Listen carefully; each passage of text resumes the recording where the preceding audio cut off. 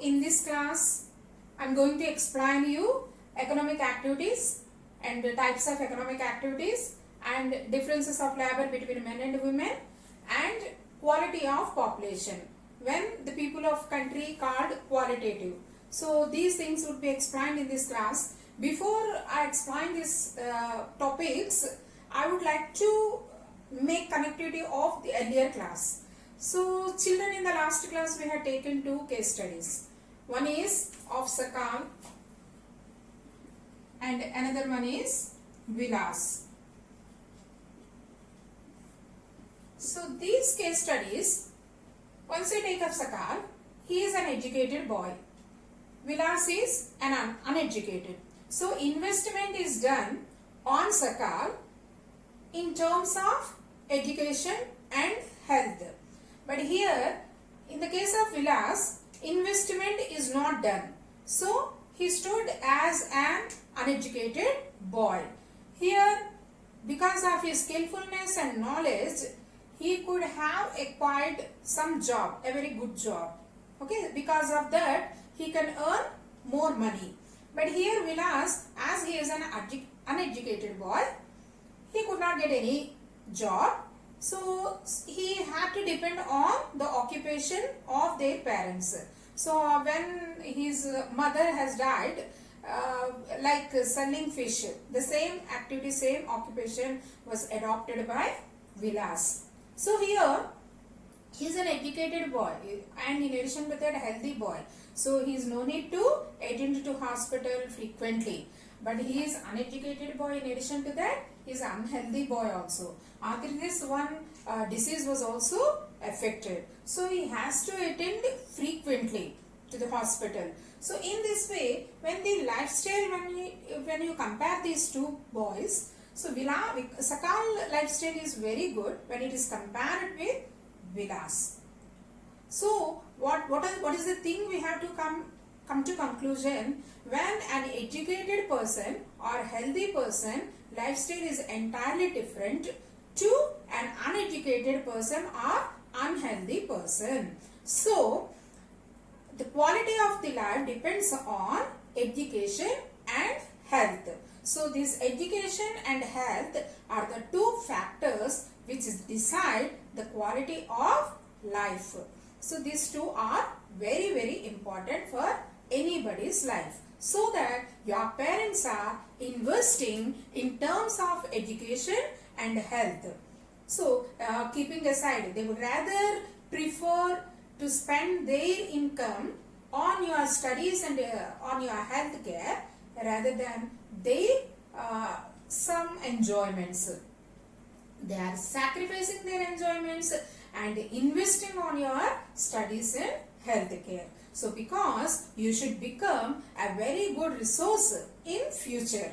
So you should not depend on others and you should maximum income oriented jobs you must acquire. So for these purposes, always parents will prefer to spend more money on your studies. Okay children? So after that, economic activities. So what are called economic activities?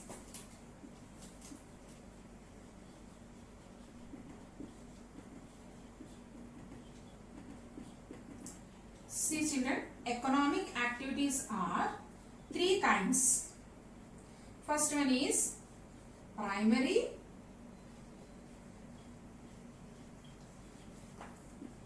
and second one is secondary, third one is tertiary. Tertiary. Tertiary sector is also be called like service sector. So how many sectors are there under economic activities? There are three sectors. First sector is primary sector, second one secondary sector, third one is tertiary sector or service sector. So under this primary sector, what are things will come? Basically, they are depend on the maximum natural resources. Okay, for example here agriculture. Okay, and here mining, and quarrying. Quarrying. You know quarrying? And after that fishing. And you may take pottery, making pots. And you may take animal husbandry, cattle rearing, like, and you may take poultry farm, may take dairy farm. So all these things will come. People who are working under all this, we may undoubtedly can say that they are working under primary sector. Some of your parents or any other's parents in your surroundings, people are working under agriculture, mining, quarrying or fishing or poultry farm or any animal husbandry or dairy farms or any other, basically which are based on, which are depends on natural things. So those people are working under primary sector. And after that, secondary sector. Secondary sector, people who are working to produce goods and services. So under production process, people who are working are belong to secondary sector. People who are working to produce goods and services.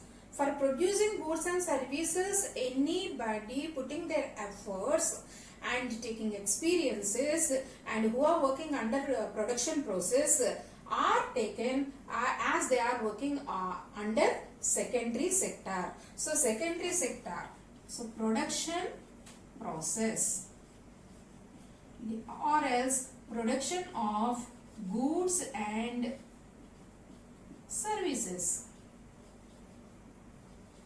Okay, so now tertiary sector. Tertiary sector is also called service sector. So service sector, what activities will come under this service sector? Trade, transportation, communication, banking,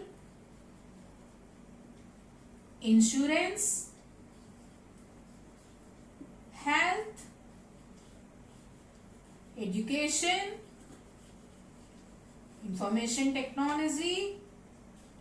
All people who are working under these all activities will come under tertiary sector. At present, nowadays, tertiary sector or service sector people who are working under this sector are increasing day by day. So anyway, here these are the three sectors under economic activities. What are the three sectors? Primary sector, secondary sector, or service sector or tertiary sector and service sector. So here under primary sector, agriculture, mining, quarrying, banking, banking will come under service sector, quarrying, fishing, pottery, animal husbandry or dairy farm, all will come under this primary sector.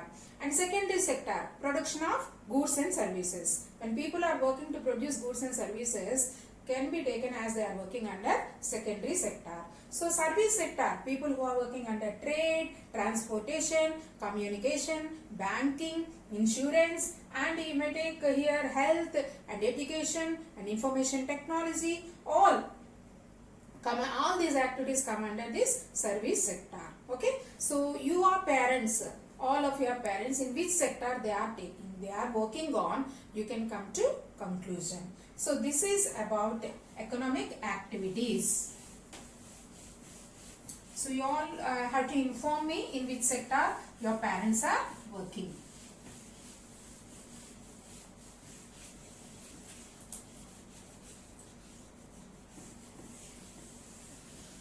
See children, now types of economic activities. Types. There are simply two types of economic activities. What are those? Marketing economic activities and non-marketing economic activities. So what are these marketing economic activities and what is non-marketing economic activity? So here marketing economic activities means when people working for income, for the sake of income, when the returns are existed, when they are working anything for the when they are producing goods and services, there will be returns, there would be some salary, there would be some income. So then all these activities come under this marketing economic activity. Non-marketing economic activity, this is production of self-consumption. There is no return. Example, your brother is teaching you. So it is a non-economic activity. Your brother not getting any salary for that. Okay. Or your mother feeding you, or your mother all domestic work she is doing. But she is not getting any salary from your father like any others. So that is also non-farm activity, non-economic activity. So here the difference is for academic activities and non-marketing activities and non-marketing activities means marketing activities will get returns. People will get return or income or anyway profit, everything existing here. But in non-marketing activity, people will not get any return. Okay, they will only produce for self-consumption. So this is non-marketing activity and marketing activity. What is the difference in between these two? Okay, and now the third concept, difference of labor between men and women. See children, difference of labor between men and women.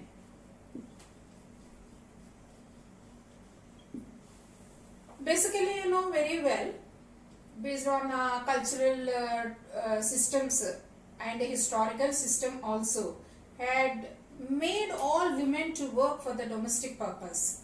So they clean their houses, they will clean vessels, and they will wash clothes, and they will cook food for the family, and they will take care of the elders and even to the children. So all internal works carried on, and internal works would be taken, or care would be taken by women.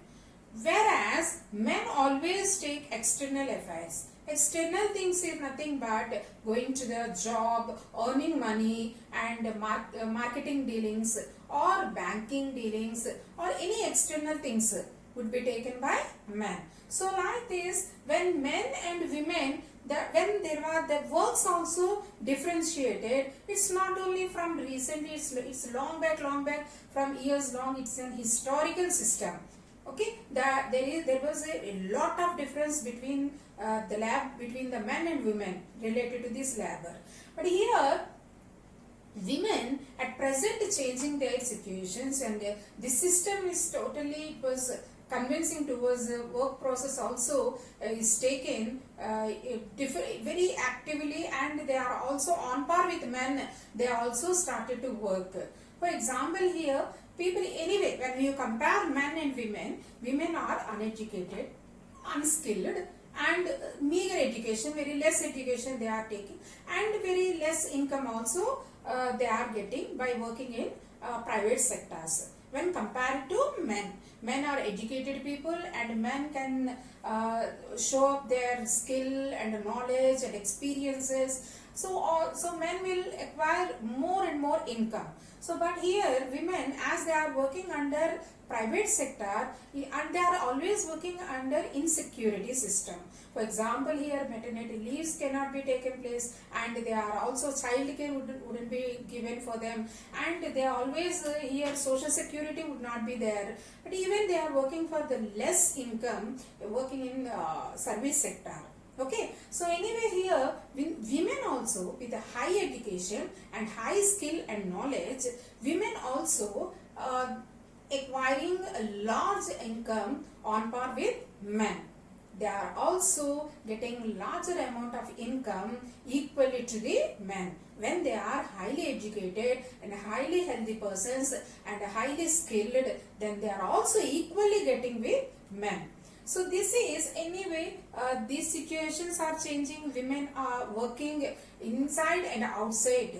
and internal activities are taking on, and external things are also taken challengingly. They are joining in administrative services even, and challenging jobs also equally with men they are working on. So these are the these are the very differences, I mean some of the differences between the labor of men and women. And next one is quality of population. So this quality of population, already in the last slide or video, it's explained how the quality of population would be decided. It would be decided with, first one is high education and second one is health. High education and health, these two are basic indicators for the economical situations or quality of any country. Okay, so here health and education, they'll decide, they are the indicators of skillfulness, skill formation or life expectancy acquired by the people of country. Okay, so they are also here, they exhibits the quality life of any country, and they are an asset. Really, education and health, high education and health indicates as an asset to the country. So it will also leads to economical growth of any country. So when in which country highly educated people are more and in which country highly healthy people are more, basically that the country is called a very good and richest country, and its economical conditions will be improved or enhanced year to year. So these are the two basic things to explain the quality of population. Okay, so here individually health or high education, the factor of high education and the factor of health we will discuss on. Okay, individually I will discuss about high education and health. Okay children, so this is about the four concepts: high activities and types. Once again I am saying economic activities, there are the three sectors: primary sector, secondary sector and tertiary sector. And what are the types of economic activities? There are two types of economic activities. First one is marketing economic activity and second one is non-marketing economic activity. So quality or difference of the labor in between men and women, the difference of labor based on social systems and historical causes, what are the differences were laid, and in what way women changing today, I had explained already. So quality of population. Quality of population was depended on high education and a very good qualitative health of any particular people of any country. Okay, so this is about this.